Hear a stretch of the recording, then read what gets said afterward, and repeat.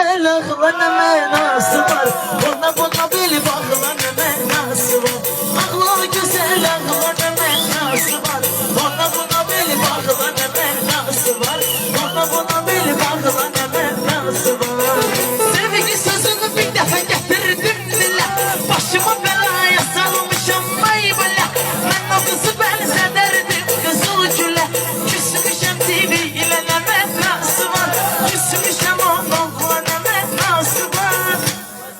Ağla güzel ağla ne mənası var. Ona buna beli bağla ne mənası var. Ağla güzel ağla ne mənası var. Ona buna beli bağla ne mənası var. Ona buna beli bağla ne mənası var. Senden ötürü elimi batırdım gönə. Bir bıçakla soxdum ayrı bacana. Sen de dalınca gelmedin zindana. Görüşme dustağla ne mənası var. Görüşme dustağla ne mənası var. Ağla dustağla ne mənası var. Olaya bel bağla ne mənası var. Ağla dustağla ne mənası var. Ona buna bel bağla ne mənası var. Ona buna bel bağla ne mənası var. Deli eləyib məhəbbətin oxunu, biçarə insan tanıyır çoxunu. Deli eləyib məhəbbətin oxunu, biçarə insan tanıyır çoxunu. Sevgilimi tap onun üçün oxunu, bunu bizə oxumaqla nə mənası var. Bunu bizə oxumaqla nə mənası var.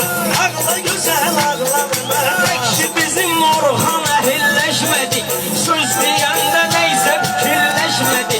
Oxumaq sözün qafiyəyə düşmədi. Bunu bura soxmaqla nə mənası var. Bunu bura soxmaqla nə mənası var. Gözlüyürəm mən onun hər məqamını. Eşitmədim mən o sevgi kəlamını. Yarısı yoxdur göndərim salamını. Küleylə yarpaqla nə mənası var. Küleylə yarpaqla nə mənası var. Ağla Orhan ağla nə mənası var. Ona buna beli bağla nə mənası var. Ağla Elmar ağla nə mənası var. Ona buna beli bağla nə mənası var. Ona buna beli bağla nə mənası var. Zindana düşmüşəm peşmanam dayı. Həyat bana veribdir bu cür payı.